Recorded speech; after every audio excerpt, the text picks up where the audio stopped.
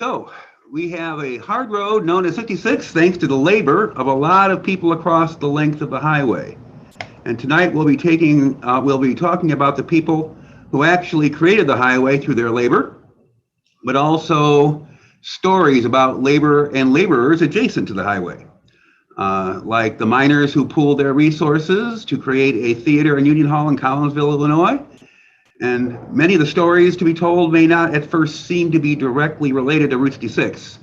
They are a few degrees removed. And many of you likely know of an internet game that was quite popular some years ago in the early years of the cyberspace and social media, 6 Degrees of Kevin Bacon. This was a fun implementation of a real sociological scientific theory that human societies are so interconnected that any two people have a sufficient number of meaningful relationships with each other that no more than 6 people separate us from each other. So we are all connected by 6 or fewer degrees of separation. So in preparation for tonight, I asked folks on Facebook to come up with answers to a couple of Route 66 editions of 6 Degrees of Kevin Bacon. I asked people to connect Kevin to Bobby Troupe, songwriter of Get Your Kicks on 66. And he was also an actor best known for his role as Dr. Joe Early on the TV show Emergency on NBC between 1972 and 1977. And I also asked for any connection between Bacon and Martin Milner, star of Route 66, the CBS TV show that ran from 60 to 64. So I posted this challenge at 9:29 p.m. on Facebook, and by 10:31, I had an answer. It was a Facebook user by the name of Michael Breen, who came up with the solution to my question. Kevin Bacon starred in the 1989 movie The Big Picture. Also in an uncredited role was Elliot Gould. And 19 years earlier, back in 1970, Mr. Gould was in the classic Robert Altman directed movie playing Trapper John M.D. in the movie version of MASH, in which Bobby Troupe played the role of Sergeant Gorman. Michael also came up with a connection between Bacon and Martin Milner. So Bacon was in the 1991 movie JFK, directed by Oliver Stone. In the cast was the great Jack Lemmon, playing a character named Jack Martin. It's been a long time since I saw the movie. I believe I had it on Laserdisc back in the day. And early in his career, one of Jack Lemmon's great roles was as Ensign Pulver in the 1955 movie Mr. Roberts. He won an Academy Award for Best Supporting Actor, and Milner was in the movie as well, playing the part of Shore Patrol Officer. Before I move on, and after Michael posted those great answers to the Route 66 Kevin Bacon puzzle, other folks chimed in with additional solutions. There are at least 2 more actors that make the connection between Bobby Troupe and Bacon, as well as at least 1 more for the Milner-Bacon connection. So everybody, both on YouTube and on Zoom, please feel free to place answers or your best guesses in the chat. We'll reveal these and any you come up with at the end during our question and answer session. Now, the concept of connectivity certainly applies to Route 66. And often in my studies of the highway, I have been awed and amazed at how much can be connected in the Route 66 journey. This is certainly true of workers and labor, both those that worked on the highway and those whose stories intersect and cross the road. All roadies are familiar with the detours and the periodic wrong turns. We see things we did not expect on the journey, and we have new adventures as we make our way back to the familiar. Now, here in Illinois, the story of Abe Lincoln intersects all over the place, including with the Route 66 journey. An artist by the name of Charles Terzak made this woodcut back in 1933, portraying Lincoln cutting wood. Lincoln spent his childhood doing the hard work of helping his family scratch out a living as a subsistence farmer in Indiana. But on his own in Illinois, Lincoln continued to do physical labor as a hired hand, helping to build the frontier town of New Salem. He studied law so he could move on to less strenuous work, though he always respected those who did labor. As I look at this image, some things come to my mind about it. You probably have heard the old adage, someone can't see the forest because of the trees. And so here, we cannot see a forest Because there are no trees, one log is felled and then the next until there is no forest to see, no trees, and we see lumber, labor, and industry. And these are my words, not the artist's, not Lincoln's. But when I look at this woodcut, I think it epitomizes the American dream as it was seen in the early 1800s, where the abundance of resources available meant that with labor and industry fully engaged, there was no limit to growth. So with our 21st century eyes, we might see, wanton disruption, everything taken for individual or corporate profit, nothing left behind. But in the 1830s, the resources seemed limitless. The trees left standing were simply labor and capital for another day. So Lincoln was later quoted as saying, "My father taught me to work. He did not teach me to love it." But he would have respect and understanding of work and workers the rest of his life. He would rise above and he would never look down. He also said labor is prior to and independent of capital. Capital is only the fruit of labor and could never have existed if labor had not first existed. Labor is the superior of capital and deserves much the higher consideration. These were remarks he made at the Wisconsin State Fair in 1859 and later included in his State of the Union address in December of 1861. Although the Civil War took most of his attention, he also advanced labor and industry in ways that would speed up the country's expansion. So during his presidency, several railroads had laid tracks from Chicago across Iowa to Council Bluffs on the Missouri River, on the eastern edge of Nebraska territory. Lincoln then signed the Pacific Railroad Acts that gave land grants and government-backed bonds for the purpose of completing a transcontinental rail line from Council Bluffs to the Pacific Ocean. Charters were issued for two companies, the Central Pacific, which would work east from the ocean, and the Union Pacific would lay tracks west from the existing railhead at Council Bluffs.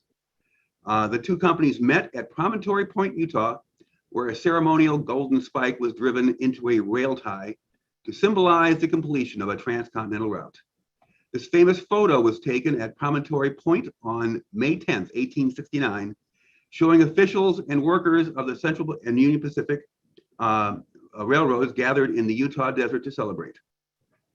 4 ceremonial spikes were placed into a commemorative wooden tie made of polished California laurel, the last of thousands of ties supporting iron rails spiked in an unbroken track, 1,776 miles across prairies, deserts, and mountains. But while the golden spike symbolized the union of these railroads and a coming together, it also marked a divide in the people who made up the workforces of the two companies. The Union Pacific had forged west due to the sweat and muscle of an army of laborers comprised of Irish immigrants, Mormons, and Civil War veterans. But this photo shows a group of people on the Central Pacific side that were far from representative of the company's actual demographics. In fact, about 90% of the backbreaking work was done by Chinese migrants. Between 10,000 and 15,000 Chinese workers came to the US to build the Central Pacific. The men in this photo are 3 of the 8 Chinese workers who actually put the last rail in place in 1869. They did the work, but they did not get to take part in the celebration. Chinese workers found some economic opportunity, but also experienced hostility, racism, violence, and legal exclusion. Many came as single men, others left families behind. Despite laws restricting Chinese immigration, a few workers were able to send for their wives and establish families and lasting communities in the US. They have been recruited in China through a vast network of small firms and labor contractors that supplied workers to railroad companies, and who are considered migrants Chinese migrants as a source of cheap, unskilled labor. The Chinese workers were seen as racially inferior to white workers. Employers used this prejudice to justify paying Chinese workers less than others and to relegate them to the most undesirable jobs.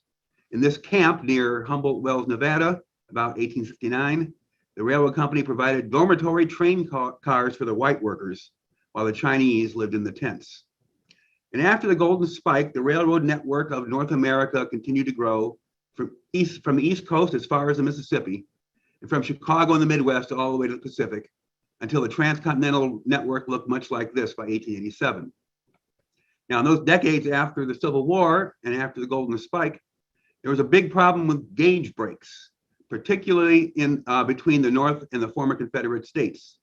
The Pacific Railway Act had stipulated that any railroad taking advantage of the act had to build standard gauge tracks, 4 feet 8.5 inches between the rails.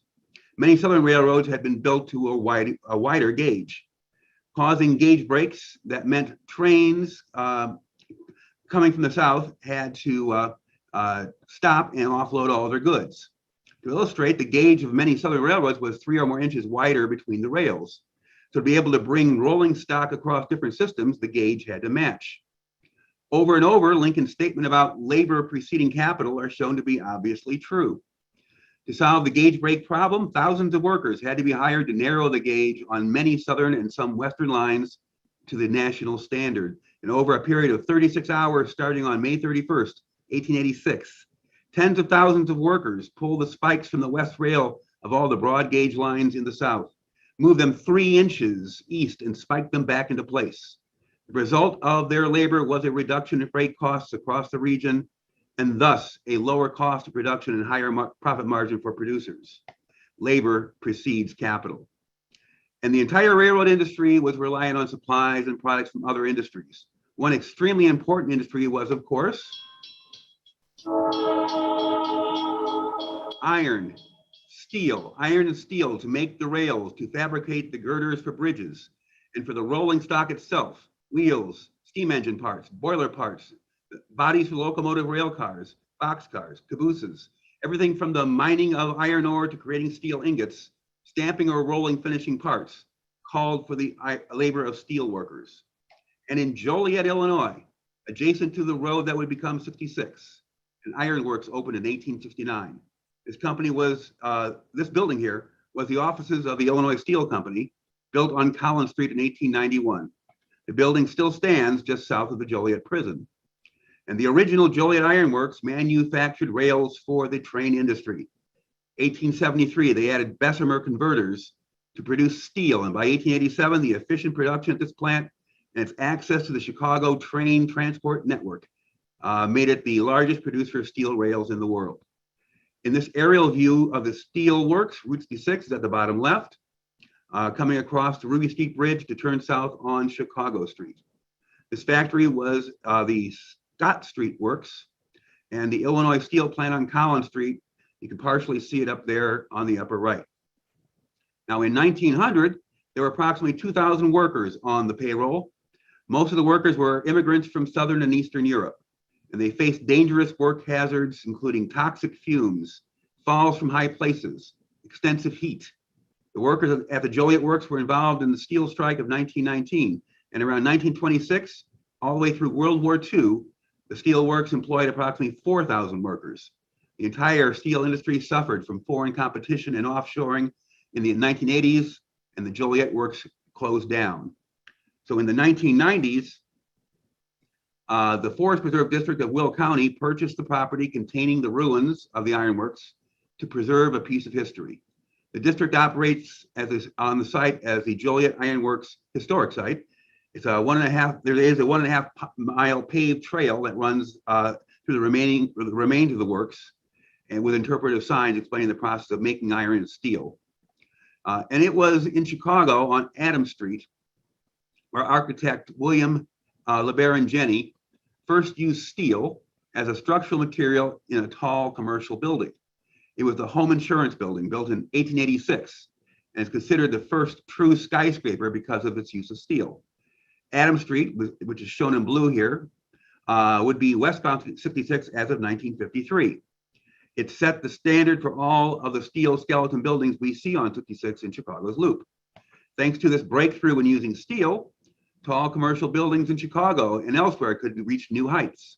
A few hundred feet north of 66 in Chicago on State Street, architect Louis Sullivan's Schlesinger and Mayer store was under construction in 1899 when this photo showed its steel skeleton being put in place by steel workers, looking like a giant erector set. The steel structure of beams and columns would carry all the weight of the building. So since the steel could do that, the outer walls no longer needed to. The outer wall functioned as a curtain, functioning simply to divide inside from outside. And the building would become Chicago's downtown Carson Perry Scott store for many years and is now occupied by a Target store. As decades marched on, the technology of construction would advance, but the basic idea of steel skeleton construction would remain basically the same. Here we see the beginning of a great new steel structure between east and westbound 56 on the west edge of Chicago's Loop, starting in 1970. And over the next 3 years, steel workers would put beams in place, growing higher and higher. The Sears Tower would reach new heights. It was constructed like 9 buildings bundled together, a 3x3 grid of square tubes, each 75 feet to a side. An army of construction workers, led by steel workers, reached heights never before attempted, working 1,300 feet in the air.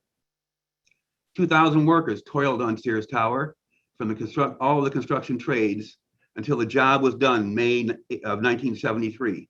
110 stories tall, 1,400 feet tall, 76,000 tons of steel. Now, architect Ludwig Mies van der Rohe designed Chicago's Federal Plaza, a restrained and stately grouping of 3 buildings around an open public space. The buildings are a celebration of glass and steel, and the focal point of the plaza is another celebration of steel. The plaza takes up an entire block between east and westbound 56. The 3 buildings house a courthouse, U.S. government offices, and a 1-story post office. In the granite paved plaza, the vermilion steel sculpture designed by artist Alexander Calder rises 53 feet. The architect, Mies, purposely did not adorn his buildings with any decoration or ornamentation, letting their structure and materials speak for themselves. This focuses our attention on Calder's sculpture, its swooping and arching steel. And despite its massive size, the sculpture's design invites us to walk underneath and around it so we can perceive it on a human scale. It's called Calder's Flamingo, alluding to the natural and animal realm, and it's a prominent example of collectivism, where many different parts are put together to create a whole. The plaza takes up an entire block between east and westbound 66. And while Calder designed the public sculpture, he did not build it. His original model that he assembled himself is on display at the Art Institute of Chicago's Modern Wing. In college, Calder didn't study art. His degree was in mechanical engineering. He was from the steel city of Pittsburgh, and much of his work, in addition to the Flamingo, was a celebration of steel. And to construct the full-size 50-ton sculpture in Federal Plaza, a team of artisans, engineers, and steelworkers had to fabricate the pieces and then plan their assemblage. And the steelworkers then put all the pieces together, bolting them in place for their unveiling in 1974. Now, I realize that when I look at that steel, which sometimes may seem like a cold, inhuman material, it actually is very much the opposite. Steel is wrested from iron ore by humans, forged in heat and fire by humans, shaped and cut by humans, assembled by a troupe of human steelworkers. And Calder's Flamingo just sits blocks away from the beginning of 66. And I was well aware of its existence on the first Mother Road trips my wife Carol and I took, including one we took in February 2002 through Illinois and into Missouri. It was on a February trip in 2002 that we first encountered the McKinley Bridge, which we knew from our study to be the very first bridge across the Mississippi, used for 66 back in 1926. It was closed at the time of our first visit. Its condition deteriorated from its original construction in 1910. And it was in 2004 when the states of Illinois and Missouri started the rehabilitation of McKinley Bridge, and steel that had deteriorated was cut out and removed, new steel put in its place. The work was supervised by the Illinois Department of Transportation, employing a small army of workers of various construction trades, dominated by the steel workers. They put in place the new girders, the new beams, all forged, rolled, and stamped at factories by yet other steel workers. The rehabbed McKinley Bridge consists of 3 truss spans of 519 feet and 33 steel plate girder spans with a length totaling almost 4,200 feet. Originally a toll bridge, the new McKinley Bridge is now toll-free, and it reopened to traffic in December of 2007. Where the toll booths once stood on the Illinois side, we see this 25,000-pound stainless steel sculpture that stands 6 stories tall as a salute to steel. It was designed by a sculptor named John Saluk of Edwardsville. The three interlocking rings on top of several steel pillars represent the three cities that lie along the approach to the bridge: Granite City, Madison, and Venice, the Tri-Cities. The sculpture represents the pouring of steel, the industry that drew more than 30 ethnic groups to the area. So we have two sculptures of very different style, but very similar substance.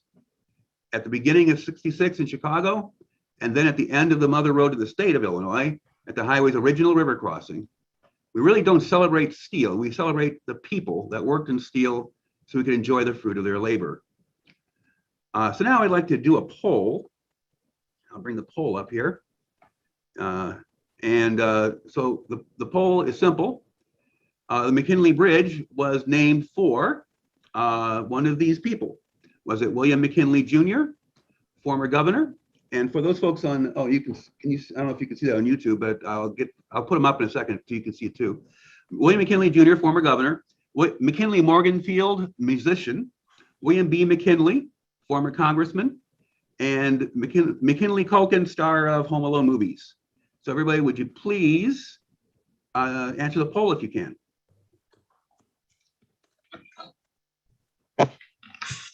All right, nobody's picking the last one. I wonder why that is. So obviously, let's see, 7 people picked the governor, 2 picked McKinley Morganfield, 9 picked the congressman. All right, well, we got some smart people here. So no one picked the last one. And obviously it's not McKinley Culkin anyway, because the name is, of course, Macaulay Culkin, who was not even close to born yet when the bridge was named. So that was just me being a little ridiculous. Now I revealed that number 1, William McKinley Jr. was a former governor, but I left out, even though he was the governor of Ohio, but that is indeed the US president from 1897 to 1901. And a lot of people do think that the bridge is named after President McKinley. So I thought by putting that in there, I'd make it even more misleading. But the actual answer is not him either. The correct answer is indeed the one most people chose, number 3, William B. McKinley, who was a congressman and senator from Illinois. But the reason the bridge is named after him has to do not with political office, but that he was the CEO of the Illinois Traction System and Electric Interurban Railway. When the bridge was built in 1910, it was in fact built by and for the Illinois Traction System, so they could run their interurban passenger service into St. Louis and connect all across Illinois across the river. McKinley was in charge of the railway, and thus the bridge was named after him. The railway operated between cities, much like a municipal street trolley, so the right-of-way could be shared with car traffic. That made it possible for the Route 6 traffic to use the bridge as well at the same time in 1926.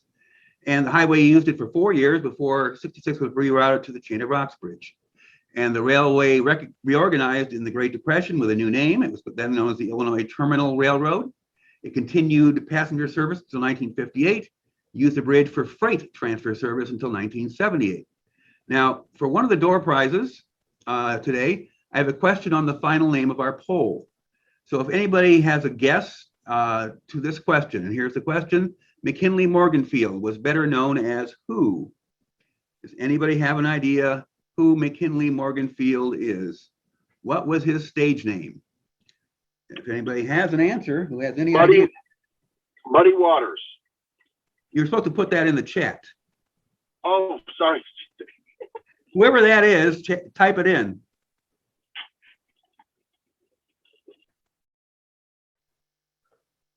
Anybody else want to give it a try?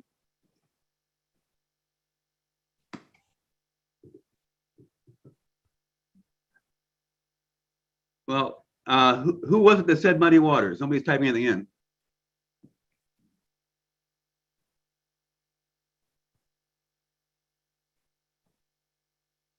Oh, okay, John. John said Muddy Waters. Well, guess what? He happens to be correct. Indeed, it is indeed This is my clue I was going to give, but he said it out loud, so now we don't need a clue to the muddy water. I'm ready as anybody can be. So now I know I'm ready to unofficially, anyway, rededicate the McKinley Bridge to Mr. McKinley Morganfield, since the bridge spans the original big muddy waters, the Mississippi. Look out for me, oh muddy water, your mysteries are deep and wide. I got a need for going someplace. I need to climb upon your back and ride.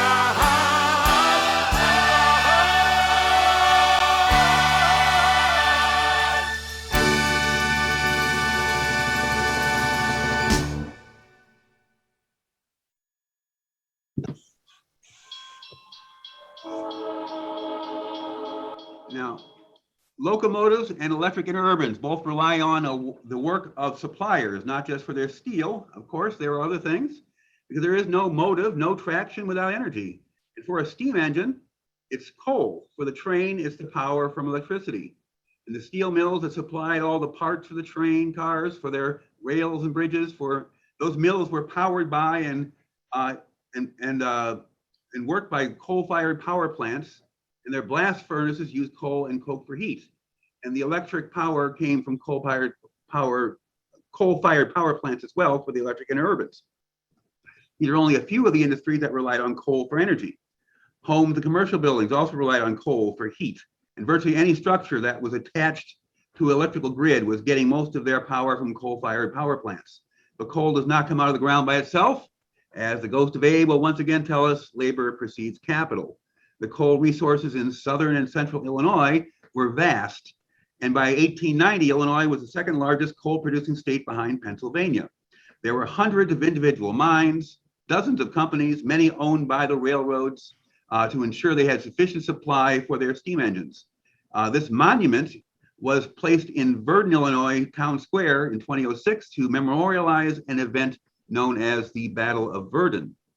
In the 1890s, in the face of falling wages during an economic depression, the United Mine Workers had successfully organized and bargained for a contract signed by most major coal companies. But the Chicago Verdun Coal Company refused to honor the contract. The union called for a strike. So the coal company recruited African Americans from the South as strikebreakers. This was a common ploy in labor disputes to use one ethnic group against another, force an oversupply of willing workers, and use that to cut wages and break union solidarity. The black workers were brought in from Birmingham, Alabama, unaware they were being used as strikebreakers. They had been told the regular miners had left to fight in the Spanish-American War.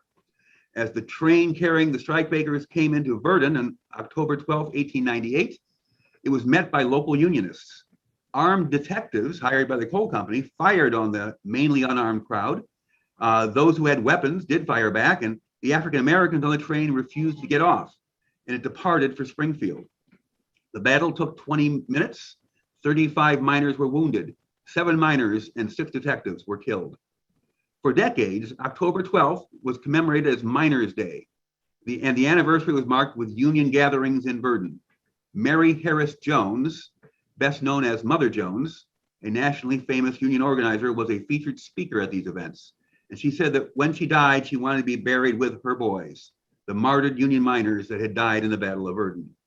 And so after Mother Jones passed away in 1930, she was interred at the Union Miner Cemetery in Mount Olive, Illinois, where the martyrs of Verdun had been laid to rest. And the memorial marking her grave was placed in 1936. For over 50 years, the Superior Coal Company operated 4 mines in the Illinois 466 corridor near Beneld and Collinsville. The company was a wholly owned subsidiary of the Chicago, Burlington, and Quincy Railroad, which purchased a freight line for the sole purpose of transporting that coal north to their service area, because they didn't have any passenger service or anything else in the southern portion of the state. While Superior did not resort to importing strikebreakers, they did actively recruit new European immigrants directly from Ellis Island in order to ensure that the labor supply was always somewhat above the needed capacity. The signage in the mine reflected the diversity of the immigrant workforce. Italians, Poles, Slavs, Germans, Austrians, Belgians, Greeks, and Lithuanians made up the unskilled labor force in the Superior Company mines. They worked together, then went to their separate ethnic enclaves after work. The various ethnic groups overcame their differences, and the state and local chapters of the United Mine Workers commissioned the Miners Institute Theater building in 1918. It served as Collinsville's first public theater, as well as office space and a meeting hall for union activities. The building was a place where the community could come together for entertainment, as shown in this newspaper ad from the grand opening of the theater. And it was also where the Miners Union had their offices and meeting rooms, upstairs above the theater lobby.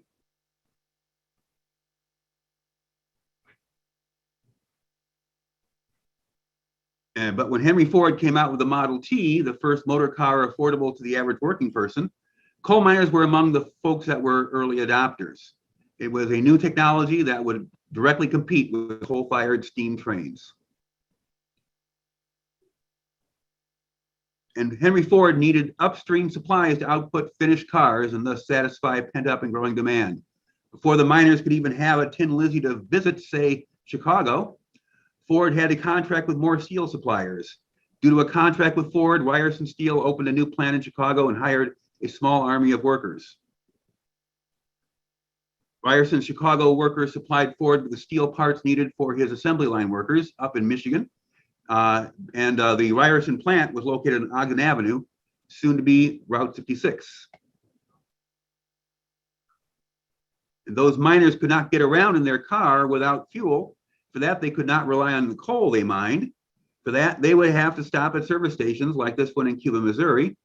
And the service station attendants would have no gasoline, if not for places like Southern California, in and around Los Angeles, where in 1898 oil was discovered, and where oil industry workers were providing 1/4 of the world's petroleum in the early 1900s. But California was soon outdone by Oklahoma, where the first oil extraction began in 1901. And for decades, workers at the oil fields like this one near Tulsa made the Sooner State the leading state in the industry for total production. And as well in the Texas Panhandle, where oil production began in 1916 near Amarillo.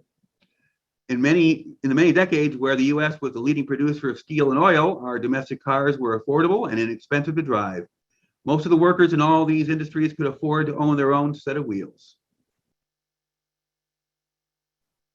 But these miners could not have easily visited Chicago, Cuba, California, or Texas back in the early 1900s. For one thing, they shouldn't be driving. They're clearly stoned.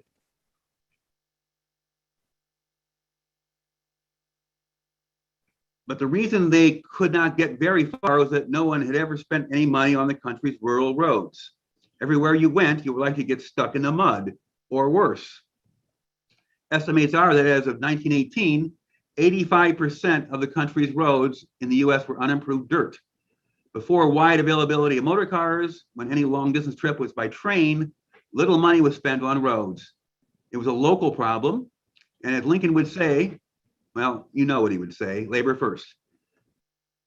The 1916 Federal Road Aid Act promised a 50% reimbursement to states for the cost of upgrading and improving their rural highways.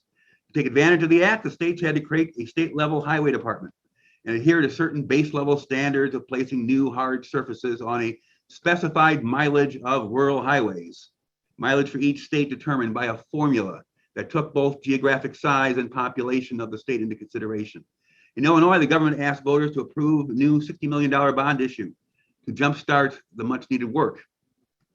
Labor unions in the state were vocal in their support of the road bonds, knowing that creating the roads would require labor. The bond issue was voted on in 1918, and part of the sales pitch was that it would be important to have these roadwork jobs available as World War I ended, to ensure there was plenty of jobs for returning Army veterans. The bond issue passed overwhelmingly, thanks in great part to the labor unions, including the miners of Illinois, who were among the most effective good road boosters. Similar initiatives were taken in most states, slowly at first, then picking up speed through the 1920s. Road conditions like these were getting the hard work they needed to turn them into hard roads.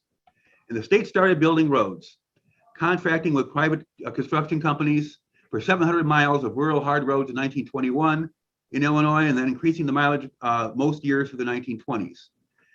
Nearly 800 miles of durable all-weather roads were constructed in 1921, 1,200 in 1922. And in 23, the state boasted of using 199 large paving mixers, employing 11,000 men and 3,000 teams throughout all parts of the state. Also in 1923, Illinois started the Bates Road experiment, where they drove trucks loaded down with concrete blocks over test pavements of different types and thicknesses, brick, concrete, asphalt, to determine the most durable components and best construction. They concluded that the standard road type was to construct two parallel 9-foot wide slabs for an 18-foot wide hard road made of Portland cement concrete, poured to 9 inches thick at the edges, tapering to 6 inches at the center. A controversial law from the early 1900s in Illinois, and similarly in many other states as well, was the use of convict labor for road building, as well as for preparation of road building materials, such as quarrying stone.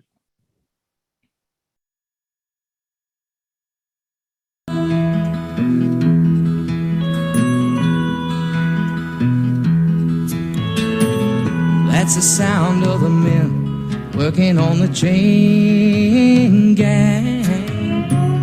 That's the sound of the men working on the chain gang.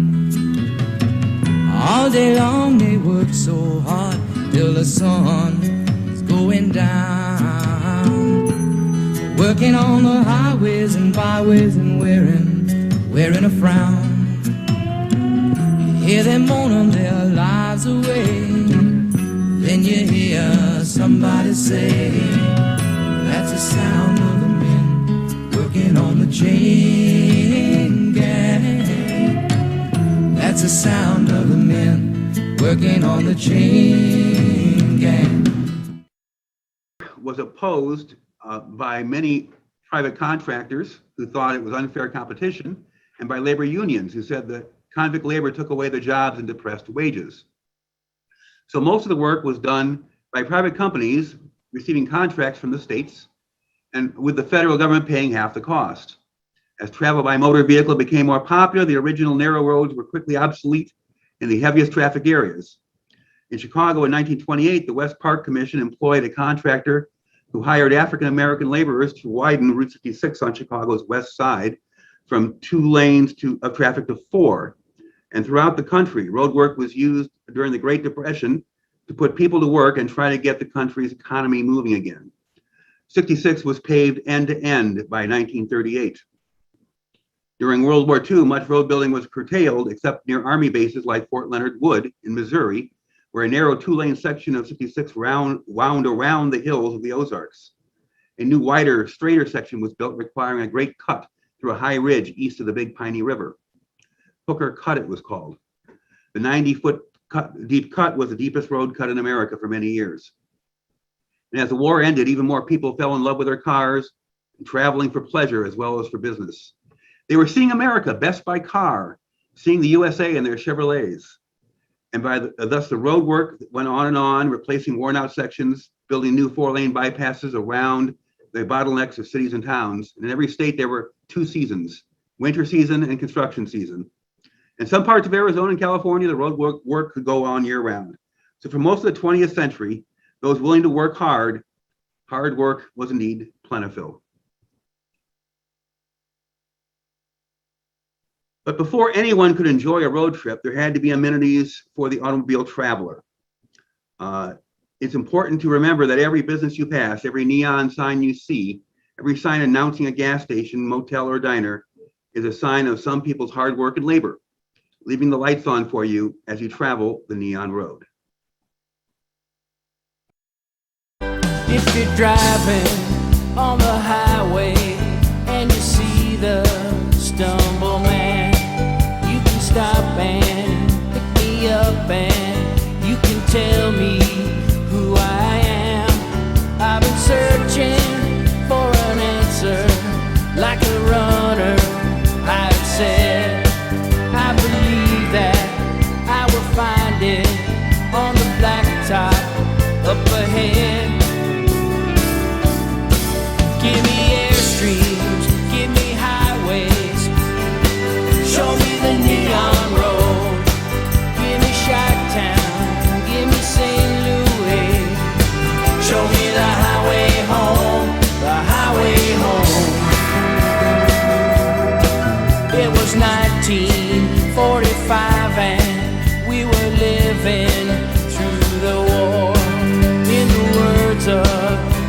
Truman, give them hell then give them more. We had honor, we had promise, we had dreams of better days. Out somewhere in the short strokes, we got lost along the way. Give me fair lanes, give me top down, show me the neon road. Give me Tulsa, give me Flagstaff, show me the highway home, the highway home.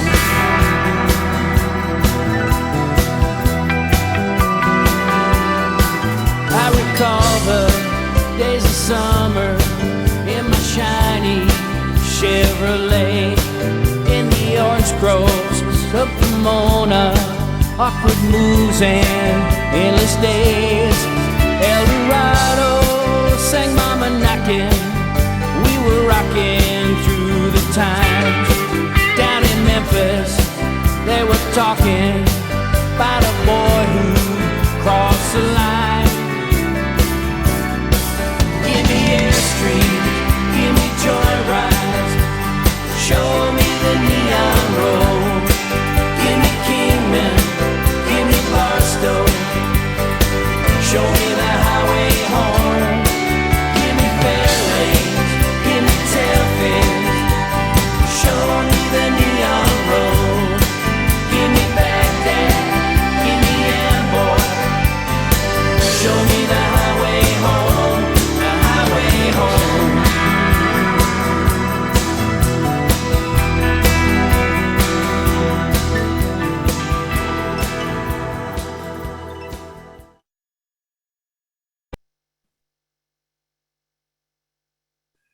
So something I have in common with old Abe is my father also taught me to work, but he was not able to teach me to love it either. Here's my dad, Homer Clark. He worked for many years at Republic Steel on Chicago's South Side, and many of those years he was a metallurgist there. In 1976, after my freshman year at college, my dad got me a summer job at the steel mill, the first hard labor job I had ever had to do. 2.5 months of work, much monotonous, a lot of it physically exhausting. And then I remember many days when I was assigned to the cargo boats on the river, where cranes pulled iron ore out of the ship holds, and I had to stand on the deck of the ship and sweep up any of the iron ore pellets that fell out of the crane's bucket onto the deck. So I didn't love it. I have done my best ever since to avoid any work that might raise a sweat. But my dad did teach me to respect hard work and the hard road traveled by people everywhere, including, of course, the laborers who would make 66 possible. And with that, I'd like to open it up to any questions or comments you guys might have. So feel free to unmute yourself if you like. Anything else you might say about any of this? And I also wanted to say that just in case you were wondering about those other Bacon Troop Milner connections, we've already seen that Bobby Troop played a character named Sergeant Gorman in the movie MASH, and Robert Duvall was Major Frank Burns in the movie, which came out in 1970, and Duvall was in the 2012 movie Jane Mansfield's Car with Mr. Bacon. And also in MASH, Donald Sutherland, who played Hawkeye Pierce, and he was also in JFK as the character X in the 1991 movie with Bacon. And also Martin Milner was in the 1951 war movie Halls of Montezuma, and Robert Wagner was in that as well, and Wagner was in a 1998 movie with Kevin Bacon called The Wild Things. So those are the other connections that people came up with on Facebook when I asked them to give me some connections of 66 to Kevin Bacon. And no question over there either. Okay. Well, so I just again, feel free still to chime in if anybody has anything to say. I'll just bring up a few things as we go here. On most days, Insights to Go and I have walking tours along 66. if you want to go to route66chicago.com and in Chicago and get your tickets. We offer them twice a day, but we can also do them at your leisure anytime you want them. Okay. Yes, hello? Hi, Dave. This is John Matuzak. I just want to thank you for a fascinating retrospective on the labor dimension of Route 66. Okay. Thank you, John.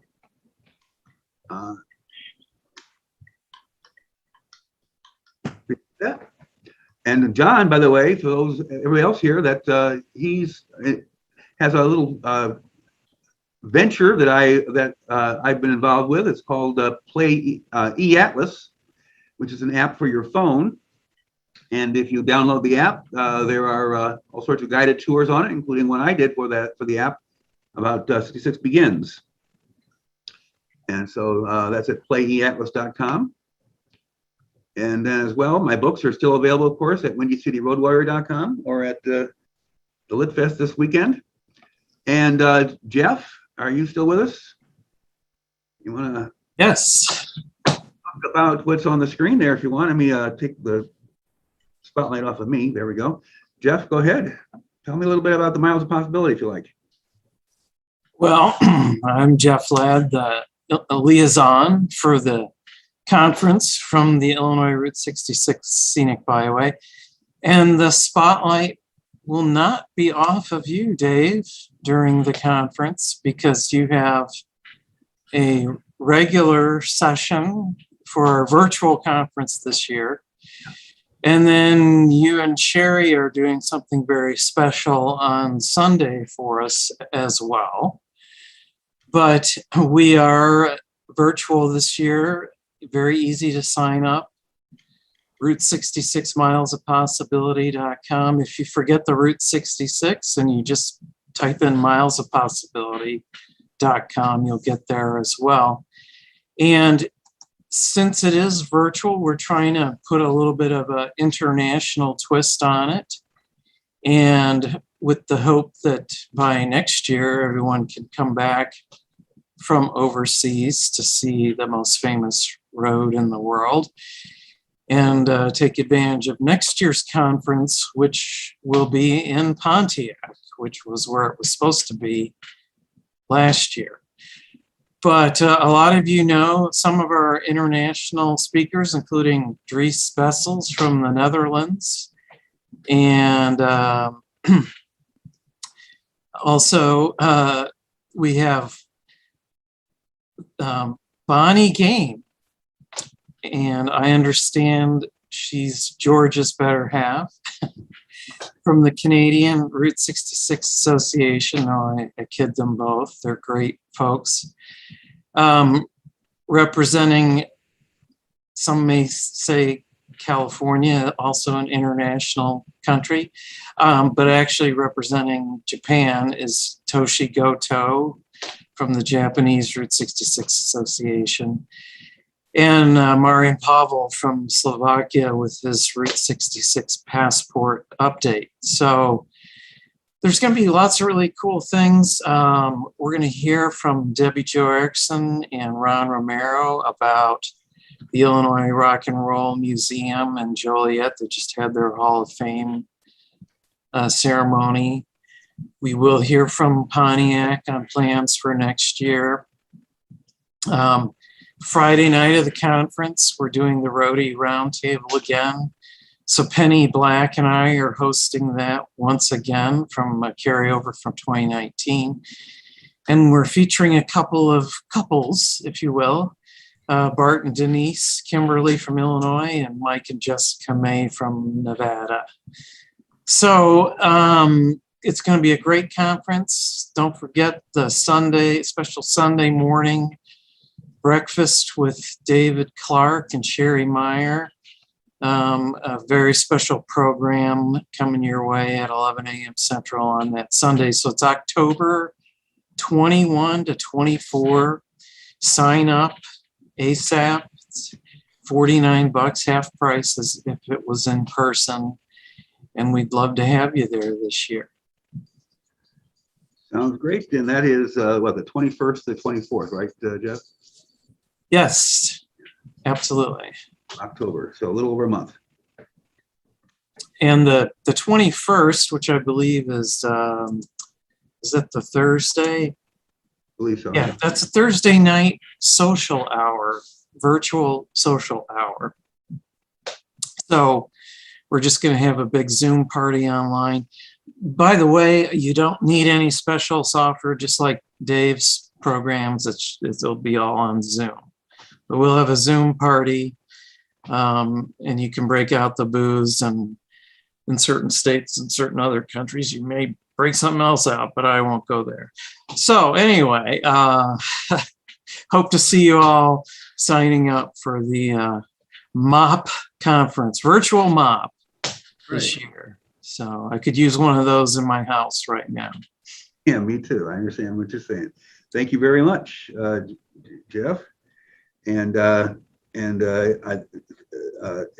you were saying, Sherry and I will be doing a little something special on the Sunday morning. And let me just bring this back up here real quick for a minute. There we go. There's a party going on and it keeps getting stronger. It's a good time release at the Sunshine Revival. It's a good time religion. Everybody's having a good time on a Sunday afternoon. But yes, we will be doing a